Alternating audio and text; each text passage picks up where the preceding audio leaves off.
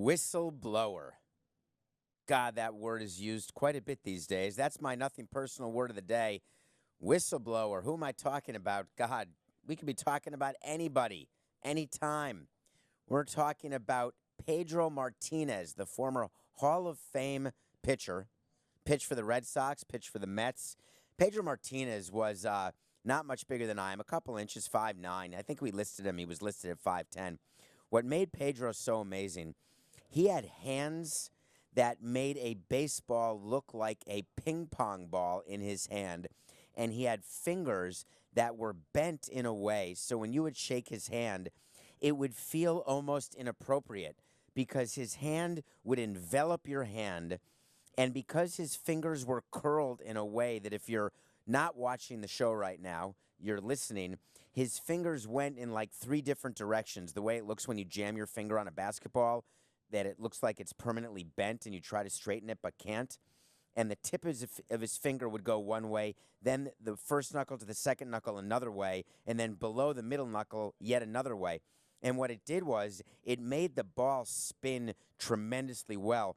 He was one of the players who actually stood up and said last year the balls were different in Major League Baseball, and he could tell by the seams. He was a big-time seam guy, S-E-A-M guy, because he would use the seams and his crazy fingers to get spin on the ball that would make him unhittable.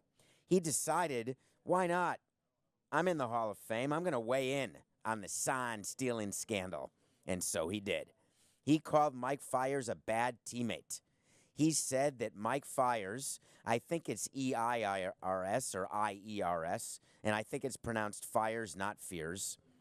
But what I do know is he's the guy we remember. He threw it by accident. Giancarlo Stanton hit him in the face. Not as bad as Kermit Washington and Rudy Tomjanovich, but bad enough that Stanton had to get a lot of work done. Still handsome. In any case, Pedro Martinez calls out Fiers and says, listen, keep it in the clubhouse. So I've had a lot of people contact me today, and that's why I'm starting with it as my word of the day. A lot of people contacting me at David P. Samson. They're saying, listen, we cannot do this to whistleblowers. This is why people stay quiet, because they fear for their jobs. They fear for their popularity. They don't want to come forward because of the repercussions. Pedro Martinez, Jessica Mendoza of the Mets said something as well. By the way, every player is thinking the same thing. But that's the essence of a whistleblower. That's why we call it a whistleblower. When you blow a whistle, are you trying to do it in a very inconspicuous manner? Are you trying to do it like Kate Winslet on Titanic when she's about to be rescued and you take your last breath and you blow on the whistle and it goes... No. A whistleblower, by definition, I have no idea how our great microphones here in the studio even got that sound effect. A great whistleblower does it loudly, pointedly, knowing the ramifications, knowing that he or she is going to be scrutinized.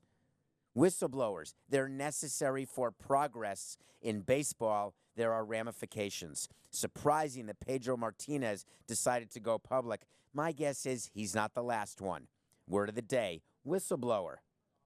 Speaking of whistleblowing, speaking of baseball and sign-stealing scandals, the New York Metropolitans, for the second time this season, maybe for the second time in the history of this show, as I appreciate your loyalty by rating and reviewing, have hired a new manager.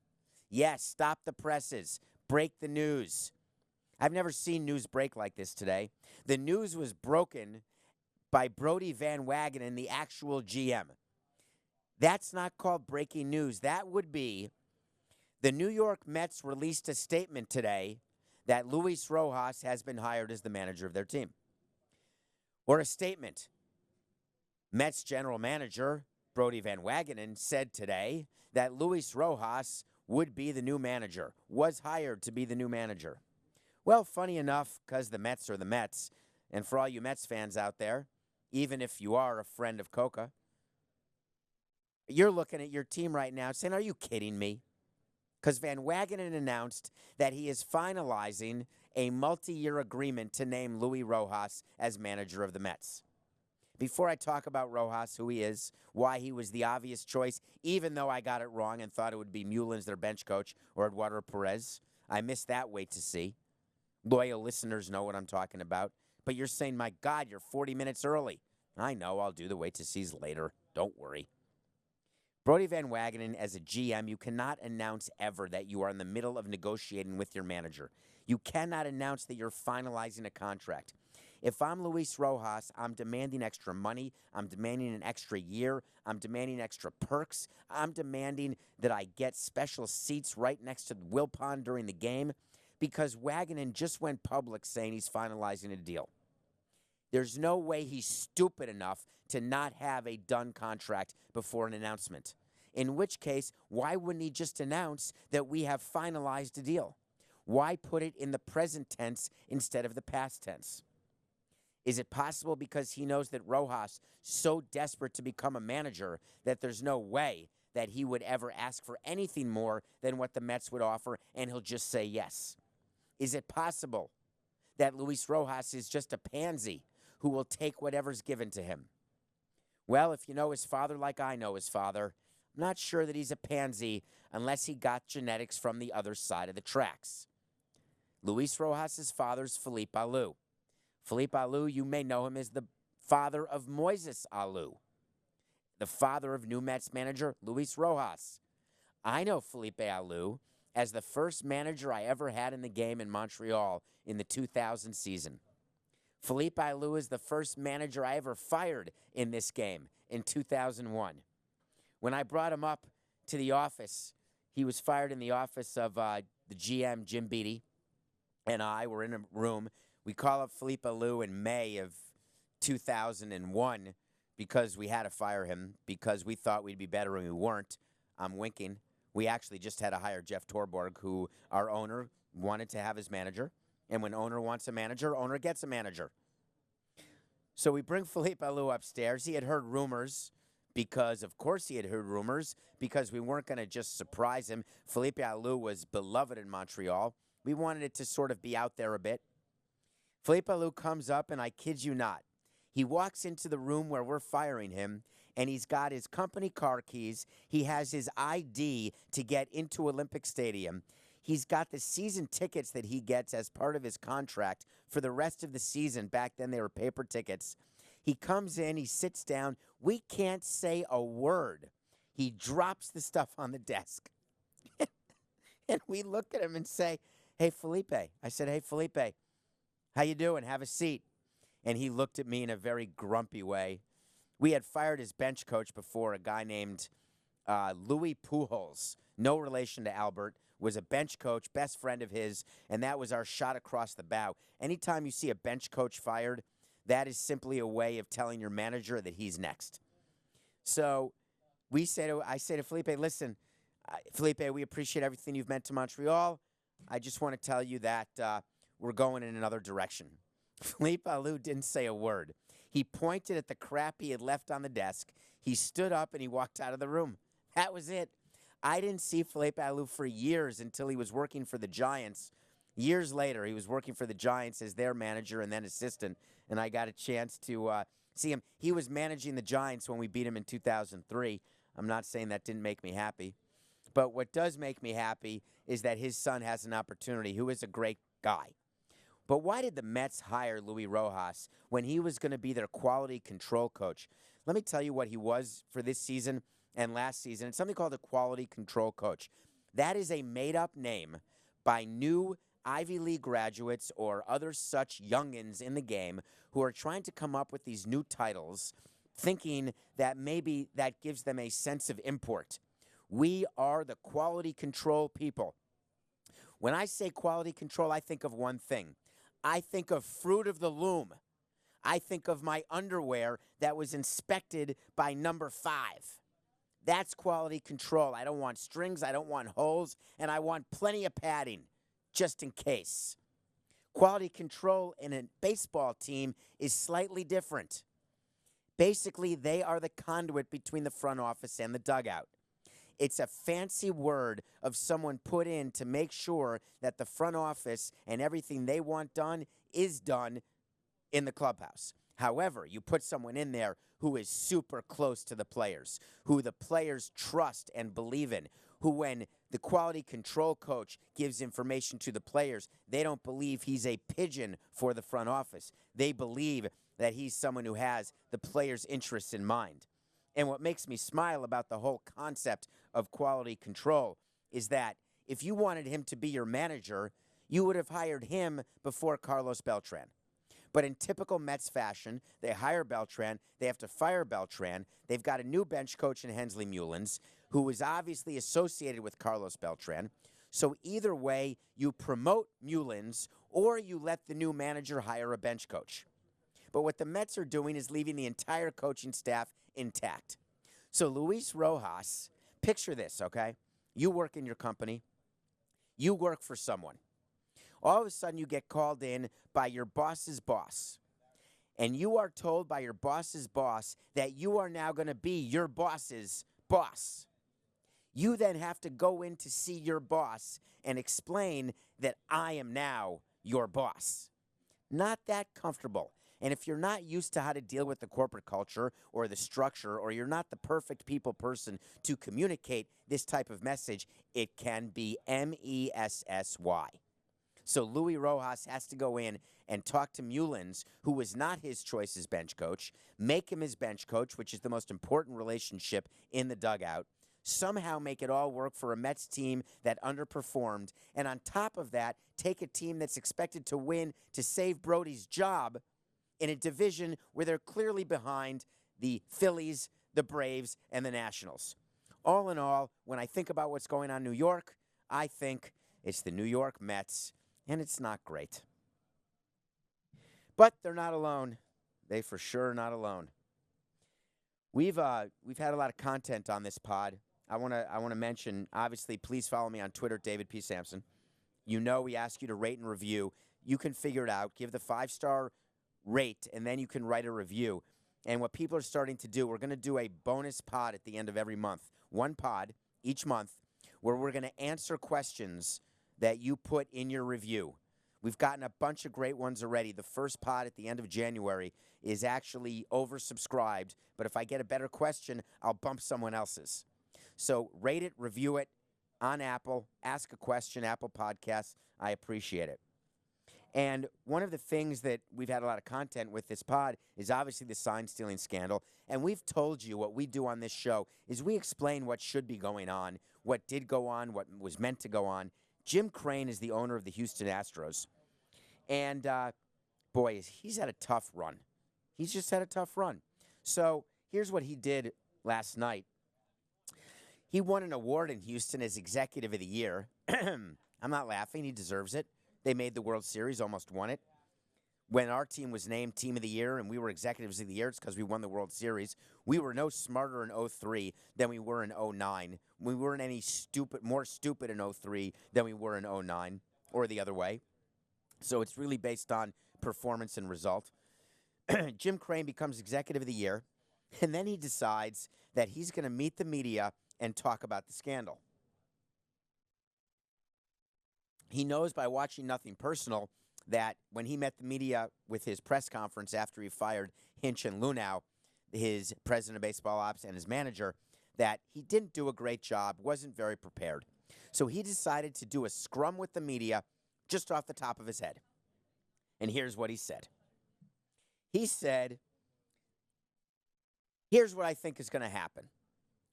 I think that spring training, we're going to get the players together, and I believe the players are going to address all of the press, and they're going to address them as a group of players in solidarity, arm in arm. Kumbaya, my lord, kumbaya. And everything's going to be great because they'll say, I'm sorry. That's your plan, Jim? Well, wait a minute, he was asked. Why wait till spring training? And Jim Crane gave the perfect owner answer, who doesn't know the first thing about the logistics of his team or about how to run a team. He said, listen, it's off season. How do we get everyone together? We can't possibly get everyone together. Let me explain. Were the players just in Houston for Fan Fest by chance? Did we do an entire segment about how bad Altuve and Bregman were at FanFest? Did we not roast them for being ill-prepared and for saying the exact wrong thing? Were they not all together? And then 2 days, 3 days later, you're meeting the media, Jim? I'm getting so excited. My chin keeps hitting the microphone. I'm excited. Give me a break. It's exciting. Did you not have your whole team together? But you were ill-prepared, got called out for it, so 2 days later you say, don't worry, we're all going to get together to discuss what to say. There'll be an apology forthcoming, and everything will be fine. It's too late, said Carole King. It's too late. You had a chance to get your team together now. All you're doing is adding a distraction that your new, as yet unnamed manager is going to have to deal with. My question is this. What are you going to have your players say? Are they going to admit that they were stealing signs? Because you did. The owner said, we are going to apologize for what we did. The players have never admitted it. Rob Manfred has come out and said this was a player-centric operation. Of course, only GMs and managers have been fired. No suspensions for players. No fines for players. Why is that? Well, it's actually sort of simple. And this is going to segue. I'm combining two things that I want to talk about. So you want to talk to Samson. That's not what we do at the end of the month. That's from reviewing and asking questions. So you want to talk to Samson is when you will give me a DM. You will @DM me, @David P. Samson. Give me a question. People wanted to understand what went on today. There was a great article in the Wall Street Journal by Jared Diamond who talked about certain of the things that are going on with the sign-stealing scandal. And he gave a story, totally true, saying that the reason why no players were disciplined is that they were granted immunity by MLB. That's a fancy word. You see it on all your TV shows. What does it mean to be granted immunity? It means you can say whatever you want as long as it's the truth and you'll never get in trouble. And no one's crossing their fingers or crossing their toes. It's a real thing. When you are protected by a union and you are granted immunity from an investigation, you cannot be punished, period. So 23 players testified, gave their thoughts on what was going on with sign stealing, and they will never get punished, ever. Why would MLB agree to grant immunity to players? Well, if you're a fan of Nothing Personal, you know exactly why, because we told you. Because in order to punish players for stealing signs, you have to do it within the frame of the collective bargaining agreement. If you are trying to give them a stronger punishment, that has to be part of a grievance or part of a deal with the union, a pre-done deal. MLB was not going to take the time to negotiate with the players' union when their relationship is such a problem already. They've got a new labor agreement to deal with at the end of the 21 season that's going to start now. They are fighting like cats and dogs. You cannot fight a battle on 10 fronts. I just heard that from Winston Churchill. You can't do it. There's no way MLB was going to fight with the union about suspending players. So here's what we do. We grant them immunity. They get to testify. We can then shut down this investigation, finish it. We'll hang a few executives out to dry, and that'll be the end. That's me washing my hands if the microphone picked that up. We're going to wash our hands of this scandal. Of course, it hasn't exactly worked that way because people are furious. How can you allow for players to get immunity? Aren't they the ones responsible? But you've then opened a whole different issue for MLB. When you run a sports league or a team or a business, you can't just think of the one issue that's in front of you. Picture a stone. I always try to tell people this when I give speeches or when I give advice to people. I always try to explain the ripple theory. People thought they misheard me when I say it, so I repeat it. The ripple theory. When you drop a stone in the middle of a lake, the ripple effect means that you get a circle where the stone drops. and then another circle, then another circle, and another circle, and the circles grow. That's called the ripple effect. The reason I tell people you should always go to law school is what law school taught me is how to figure out what exactly all the ripples will be. It's almost like a chess game. You have to figure out what that lake will look like. What will be the problems that are born from the problems? What will be the solutions that are born from the problems that were born from the problems? What will be the problems that are born from the solutions that are born from the problems that are born from the problems that my mother bought for 2 Zuzim? Oh, come on. Passover. Anybody? Passover Seder? It's a great song. Point is this. MLB's job is they've got to keep track. They've got to think to themselves, if we have players testify and we don't have immunity, and they don't, A, they're not going to testify. Then we're going to have to do a protracted investigation. If we do that, we're going to find out the players did, in fact, steal signs illegally. Then we're going to find out that we've got to suspend them. Then we're going to get a grievance. Then it's going to be a few months until the grievance is heard. Take a look at Chris Bryant, all the Cubs fans out there. You guys have been talking to me about why this grievance hasn't been resolved yet, because it takes forever plus 4 days. That's how long it is to do with these things. This is not what MLB wanted. Then MLB found out another tiny little fact that I don't believe at all. MLB in the article states, or it is concluded, that Jeff Luhnow and the Astros got this important rules memo from Rob Manfred, which stated you may not use technology to steal signs. And the argument that the Astros made, the front office, is that they never told the players.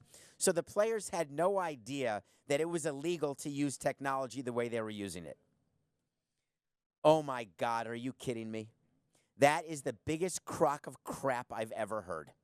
Every time we get a memo from baseball, the players know about it. The players knew that the Red Sox had been disciplined for using their Apple Watches.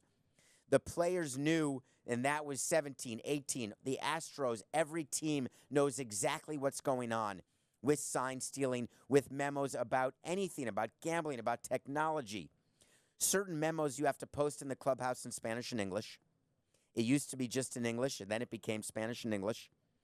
We would give them to the players. They would not read them and throw them away, but we had to actually show that we were giving them to them, giving them these forms or give them these rules, like the gambling rules. Those are written out. Gambling rules we actually have to read to the players. Little side note here. Do you know that gambling is such a big issue in baseball, and it's such a big worry? Certain rules in baseball are just posted in the clubhouse. But before the first game of every season, we have to go into the clubhouse and have a full meeting with the entire team and the clubhouse staff, trainers, clubbies, players, coaches, and literally read to them the anti-gambling rules in baseball. And let me just tell you, it's not a picture book. It's a long rule. The players end up laughing. It's like having class with a bunch of students who don't want to be there and don't care. But we actually have to read it to them because baseball knew that if you just leave it on their chair in the clubhouse, it ends up as toilet paper. If you just post it in the kitchen, it gets overlooked because they're watching the TV and eating food. So gambling gets read. However, as the president of a team, when a rule comes down from baseball that I think we're violating because I know about it and I know the players are involved, you think I'm not going to discuss with the players that we are in violation of a rule? So let's try to keep this on the down low so we don't get in trouble? But the Astros story, and they're sticking to it. They're sticking to it. Coca, have I told my sticking to it story on this pod yet? God, I feel old, but this is one of my great sticking to it stories. There was a writer for the Sports Illustrated before it became yesterday's news, before it was interesting. Sports Illustrated was a magazine that actually was must read. Every week it would come out. You'd want to be on the cover desperately. It was not online. It was an actual in the newsstand. And a guy named Rick Riley was a well-known writer. And at the end of every Sports Illustrated, he would write a little story. And one story he wrote I've never forgotten. It's been 30 years, I would say. And it's about the concept of sticking to your story. So there's a player. I think he was a football player, but it doesn't matter. He was an athlete. and an athlete comes home after a night of any sort of lascivious, prurient activity, comes home, and his wife says, "Where have you been? You've been out all night." And the player looks at his wife, and he says, "Honey, I wasn't out all night. I fell asleep on the hammock in the front of the house." The wife looks at him and says, "Baby, we got rid of the hammock 3 years ago." To which the player replies, "Well, that's my story, and I'm sticking to it." This is when a studio audience would laugh, and I hope you're laughing at home. And I can only say that that happens more than you would believe. People come up with a story in sports as part of a PR strategy. There are holes poked in the story left and right, not by people like me, because we just started 59 episodes ago, but now it's getting better because I'm poking holes left and right. And you know what's going to happen? Everyone's going to stick to their story. Every person will stick to his or her story, no matter what happens, no matter how much evidence, until it becomes so overwhelming, they're still going to stick to their story. So the Astros are going to stick to their story. Hey, we forgot to tell the players. They didn't know. How would they know they're not supposed to steal signs? Give me a break. So I'm loving Oscar movies now. Sometimes I got to take a break. And I love documentaries. I want to review a documentary. And this is important. Given the demographic of my audience, I need to say a word about it. The documentary is called Mike Wallace Is Here. Mike Wallace was an investigative journalist who died at the age of 93 in 2012. He's most famous for his interview of the Ayatollah Khomeini in Iran while the hostages were being held in Iran in the late 70s. He's very famous for getting under the skin of those who he interviews. He was brutally honest and incredibly smart and able to interview incredibly interesting people and drive them crazy. Sometimes to the point where he would realize that the people he was interviewing actually loathed him. Barbra Streisand said the definition of hatred is the venomous hatred that I feel towards you, as he was interviewing her for a piece on 60 Minutes. Well, a documentary came out called Mike Wallace Is Here, and it's all about what is the role of a journalist and how has that role changed.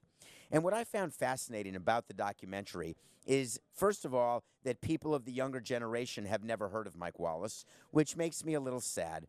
But fourth of all, I think I'm up to fifth of all, they're unwilling to recognize that there used to be a time when it was okay for journalists to actually press their interview subjects for information. Now what we do is we label journalists according to where they work. Oh, you work at Fox, you're conservative. Oh, you work at CNN, you're liberal. Oh, you work at one of the big three networks. We're not sure what you are, but we do know that you're not willing to take a lot of chances because it's too risky. You're too worried about Twitter or social media fallout. Mike Wallace stood there during an interview with reckless indifference toward what anyone thought. And guess what? He was willing to get sued, and he did. Remember General Westmoreland suing CBS? Well, I'm sitting here in CBS. The lights are still on. Obviously, everything's okay at CBS. But CBS 60 Minutes ran a story about General Westmoreland way back in the day, and he did not like it. He sued CBS, and it went all the way. And then suddenly it disappeared. And a settlement happened, a payment was made, and all was good again. But Mike Wallace was willing, and he had the backing of CBS, who had a backbone to allow for important stories to be told. Not like news magazine shows now that show the life and times of a crime spree. I'm talking about stories that matter. Stories like the Teflon story that's detailed in the movie Dark Waters with Mark Ruffalo. We'll review that another time. In any case, this is a documentary. No matter your age, give it a try. Look at what it was when someone like Mike Wallace would take the screen, and he could care less how he looked on screen. He never had a facelift. He was wrinkled, old, smoking cigarettes, and he was getting information that made a difference to the people. We miss you, Mike Wallace. You were here. You're still here. So, I got some sleep last night, which is a positive thing. I was tired. I love the bonus pod. I appreciate that you all listened to the bonus pod we did on the Hall of Fame. That was my reaction. It's called an IA here in the biz. I never knew that word. Instant analysis, IR, instant reaction. The thing with instant is that that's now required because you all want instant. If it happens, you want to know about it now. Well, I like sleeping on things from time to time.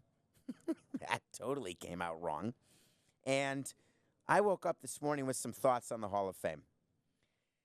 Number one, why do people feel that they have a right to have such vitriol? I think that's the second time we're using that word in this show. To go after people who have an opinion different than themselves. What right do you have? Isn't the entire point of our country and freedom of the press and freedom of expression that I can think what I want, you can think what you want, and then we get to live together as long as I don't stop you from thinking what you want to think? One writer decided not to vote for Derek Jeter. He is now in the witness protection program. He's the roommate of Steve Bartman. I heard this. It's breaking. The writer who did not vote for Jeter is now living with Steve Bartman. Google it if you never heard of him, but you have.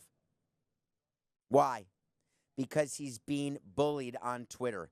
People want to find him and murder him because they wanted Derek Jeter to be unanimous. So Derek Jeter was interviewed. And after the interview, during the interview, when asked about not getting the one vote, he had the perfect Derek Jeter professional answer that everyone in New York just licked up like a dog who hadn't had water in a month. He said, "It's hard enough to get anyone to agree on anything. I'm just honored to have gotten the votes necessary to be part of this Hall of Fame class." Give me a break. What he was really thinking is, you're telling me that Mariano Rivera deserved to be unanimous and I didn't? He wanted it. He wanted that vote. We may never find out who gave that vote, and it's okay. If he wants to go public, let him go public. And it's okay to disagree with him, but let's listen to the reason. And I bet you the reason was sound. And I bet you may even agree with the reason. I bet Brad Penny and J.J. Putz don't care because they got a vote. Could that be the vote that could have gone to Jeter, but instead went to one of the players who got one vote? We're never going to find out unless he goes public. But one of these days, you'll tell me why you have such vitriol. Just let it be, Paul McCartney. Other thing in the Hall of Fame. I loved Larry Walker's tweet earlier in the day where he thanked everyone. He knew he wasn't going to get in, and he said, "I appreciate everyone helping me get into the Hall of Fame. I really do." And then, of course, he got the call that he's in the Hall of Fame. Do you know that's how players find out? They get advance notice that they know before 6 o'clock, obviously, when we find out, 6 p.m. They get a call, though, earlier in the day so all the media and travel could be set up because there's press conferences that'll happen and all sorts of things will happen now. So they get told early. And when the call came in, Larry Walker, he was so emotional about it. And he was emotional because it doesn't matter if you make it by 6 votes. It doesn't matter if you make it in your 10th year or your first year. What matters is for the rest of time, Larry Walker is in the Hall of Fame, representing Canada, might I add, very deserving. I didn't have him in my ballot. I didn't have him as my prediction. I'm happy, that said, that he did make it. Hall of Fame is done for this year. We are definitely moving on. Oh, I love talking stadium financing. We're going to spend a few minutes on this. And, one of my shows later, I think it'll end up being a bonus. We're going to talk about how we got a ballpark done and how you deal with public financing of a building, how you put a deal like that together. We'll talk about how teams get sold in very big detail. We got plenty of weeks, months, and years to do it. But today something came out that got my attention immediately. Dan Snyder is the owner of the Redskins. We've torched him, right, as owner of the Redskins. They've been completely unsuccessful. As owner, he has not done anything except make his team worth more money. As a businessman, as a former president of a team, that's everything. So I have great respect for that. As a fan of the Redskins, I would say I would not have great respect because we just haven't had performance. But owners do something very interesting. They stand up and say, very famous for doing, I never did it. We stood up and said, we will not get a ballpark done if the public doesn't help pay. Just come right out and say it. Stephen Ross, the owner of the Dolphins in this market, came out and said, I'm paying for everything. We're the anti-Marlins. Well, that's not exactly true. If you actually read these deals, the public is absolutely participating in these new stadiums. If they're not actually building construction using funds to build a stadium, they're using funds to help with infrastructure, or they're giving operating subsidies to a team. There's all sorts of ways because to a businessman, dollars are fungible. I can tell you that I'm paying all of X, even though I'm not, because I'm getting money on the other side that I can funnel right into that project. So Dan Snyder stands up and he says, listen, I don't want to play at FedEx Field anymore in Washington. I want a new football stadium, and I'm willing to pay for it myself. So now everyone says, wow, epic. A NFL owner willing to pay for it himself. Well, I could also mention there's an entire stadium building fund that the NFL has, which gives distributions to teams to help build stadiums, but I'm not going to talk about that. I'm going to talk about the fact that he said, I'm going to build the stadium myself, but everything in life, this is a good life lesson, everything in life happens after the but. So when you're having a conversation with someone and you're talking to them and you think you're making your point, and then they say, I see exactly what you're saying, but what I don't understand is blank. Everything that matters happens after the but. In a conversation, might I add. I'm going to build a stadium here in Washington, Virginia, Maryland, somewhere in the neighborhood. But I need gambling in the stadium. I need gambling wherever I go, whether I go to Virginia, if I stay in the district, or Maryland, anywhere in this area, I need gambling. So yesterday he was meeting with the powers that be in the Maryland legislature, and he was trying to convince them to allow him to have in-stadium gambling. Now, why would he need gambling? Oh, that's right. Because he knows what he wants is exactly what happens in the EPL. Where you go to a soccer game in Europe, you're watching Liverpool play against Manchester City, and you are gambling right there next to the kiosk where you get a damn hot dog. You're literally with your friend. You're waiting. You see two lines. What do you do when you see two lines? Hey, you wait here, you wait here. One line is, I need 2 dogs, 6 beers, 2 vodkas, and a bag of peanuts. The other one is, I need Liverpool by a goal. I'm willing to give 2 for 1. I'm taking Didane Zindande Zimbabwe to score in the first 20 minutes. I'm taking an over-under of 3 goals. Oh, by the way, don't forget the ketchup. That's what's going on inside EPL stadiums. And just so you know, that's called revenue. Because when you gamble inside a stadium, guess who's keeping part of the action? Yes, the stadium. Guess who owns the stadium? Yes, the team. So Daniel Snyder telling you that he's going to build the stadium by himself, let me tell you something, residents of Maryland and people who are going to go see the Redskins, every time you make a bet, every time you buy a seat, a hot dog, anything, you're paying for the stadium. Trust me, anytime you hear people say, I'm paying for it all myself. But pay attention to the but. There's going to be a lot more on this Dan Snyder story. But for today, what is known is that if you're going to put gambling in the new Redskins stadium, watch out.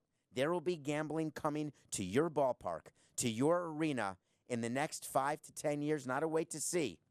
But there is going to be gambling in stadium in the United States of America. Okay. We are up to, this is a special part of the show just now because the Super Bowl is coming up. I do the Super Bowl edition of a pick of the day, and this is just all about the prop bets. In the Super Bowl, we get all these props that you can bet. You should always bet them, but I've got a system for what I'm doing, and you're going to catch on. Yesterday, we gave you that the prop should be on, will the team who scores first win? I said no, and we got some action, like plus 150 maybe. Today, I got another prop for you. These are so funny. Can you imagine people sitting around thinking of these?